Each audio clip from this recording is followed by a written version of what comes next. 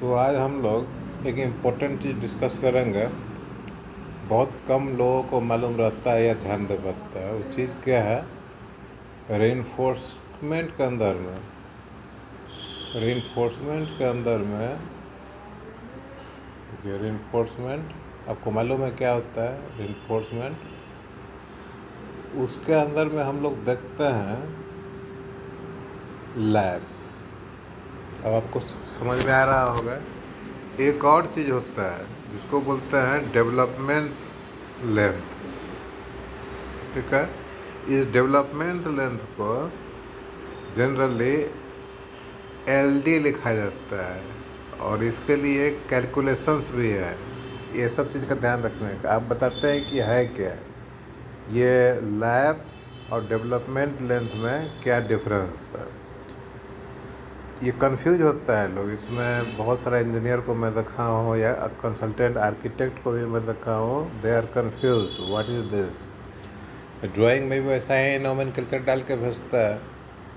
तो देखिए, सबसे पहले लैब को बताते हैं। लैब रेनफोर्समेंट जो है ना, जिसको जो टीएमटी बार है या सरिया जिसको बोलते हैं, जब एक सरिया को दूसरे सरिया से जोड़ना होता है तो उसमें जो सेक्शन है जहाँ पर वो जुड़ता है उसको बोलते हैं लैब।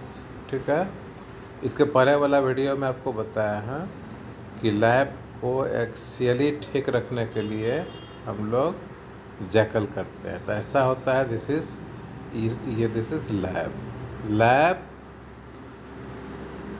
क्यों होता है? Connecting reinforcement.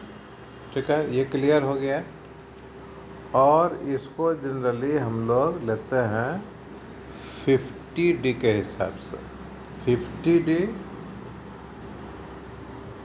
D for diameter of reinforcement. अगर दो सरिया है, एक बड़ा है और एक छोटा है, तो D stand for they will go with a smaller dia सरिया।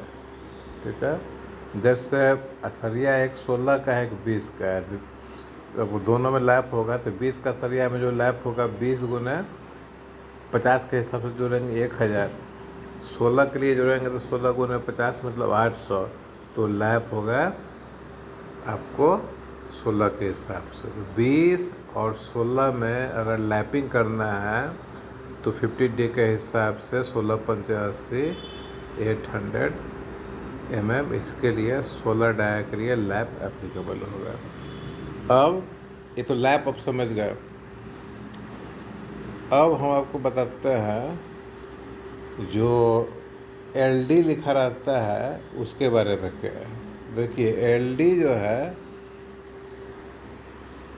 That is called development length. ठीक है, दूसरा कलर में लेके चलता है इसको। एलडी इज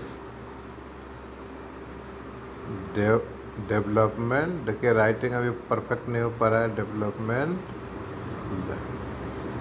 ठीक है, इन रेनफोर्समेंट। ये क्या होता है? अभी देखिए, एक सेक्शन आप लीजिए। ठीक है, मान लीजिए, सपोज कीजिए कि वो बीम का एक सेक्शन रह रहा है। बीम या किसी भी चीज़, बीम इमेजिन कीजिए। ठीक है, बीम का लेटरल व्यू एक ले रहा है। ठीक है, ऐसा बीम है, इधर कंटिन्यू है, इधर कंटिन्यू है। ठीक है, यहाँ पर टेंसाइल रेनफोर्समेंट लगा हुआ है। ठीक है, अब ये लोड के लिए डिज़ाइन किया गया, जो भी लोड है तो लोड के लिए डिज़ाइन किया जाता है। तो क्या है, ये जो बीम है जनरली ये टेंशन का टेंसाइल फोर्स लेता है, उसको काउंटर करता है ना। कंक्रीट में जो टेंशन आता है उसके लिए काउंटर करने के लिए, उसको बैलेंस करने के लिए ये रेनफोर्समेंट हम लोग यूज करते हैं। इसके साथ साथ, इस टेंशन के साथ साथ इस बीम में एक और फोर्स लगता है। मैं आपको बताता हूँ कि वो फोर्स जो है सो एक्सियल फोर्स सरिया पर लगता है, जिसके लिए हम लोग लैप लेंथ के लिए जो हम लोग बोलते रहते हैं बार बार यही मेन कॉज है इसका। तो इसमें देखिए, ध्यान दीजिए आप, क्या है इसमें, इंटरेस्टिंग है। तो इसमें सरिया पर जो फोर्स लग रहा है ना, मान लीजिए कि ये सरिया है आप पे, ठीक है। सरिया पर एक फोर्स लग रहा है कंक्रीट का टेंशन को काउंटर करने के लिए, टेंसाइल फोर्स लग रहा है। और एक फोर्स इस पर एक्सियली भी लगता है ना, जिसको, जो एक्सियल फोर्स जिसको आप बोल सकते हैं, एक्सियल फोर्स सरिया पर। इस सरिया में बेसिकली इसमें जो है सो खिंचाव होता है, ठीक है। उस खिंचाव को काउंटर करने के लिए जो लेंथ रिक्वायर्ड है उसको डेवलपमेंट लेंथ बोलते हैं। अब एक दूसरे हिसाब से समझिए, आपको समझ में आएगा, ठीक है। देखिए, ये सब आपको कोई बताएगा नहीं, वीडियो देखते रहिए, है क्या आपको पता चल जाएगा। डेवलपमेंट लेंथ है क्या पता चल जाएगा। एक सिंपल फोटोग्राफ बनाता है, ठीक है, बिल्कुल सिंपल एक बनाता है, उससे आपको पता चल जाएगा, ठीक है। अब मान लीजिए कि सपोज कीजिए कि कंक्रीट है, ठीक है, कंक्रीट है, ये कंक्रीट है, ओके। अब इस कंक्रीट में एक सरिया डालता है, ठीक है, ये टीएमटी बार है, ठीक है। देखिए कितना इंटरेस्टिंग है, ठीक है। अब इसमें इस सरिया को खींचते हैं इधर, सपोज कीजिए कोई भी फोर्स से जूम कर लीजिए सरिया खींचने के लिए, 1 टन 2 टन, सपोज कीजिए कि कोई फोर्स से इसको खींचता है, F फोर्स से खींचता है, ठीक है। ये कंक्रीट ब्लॉक जो है सो फिक्स है, हिलेगा नहीं, ठीक है।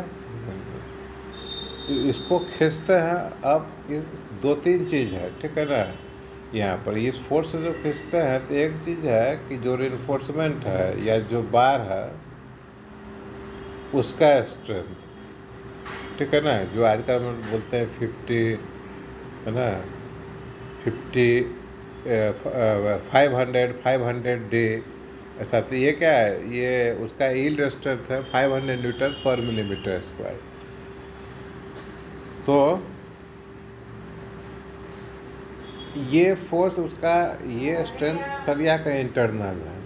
अब क्या है कि सरिया को खींचते हैं तो ये जो एम्बेडमेंट है इसके अंदर में, उसको रोकता है बाहर जाने से। अगर एफ फोर्स से हम इधर खींचते हैं तो वो भी उतना ही लगाएगा, न्यूटन का लॉ है।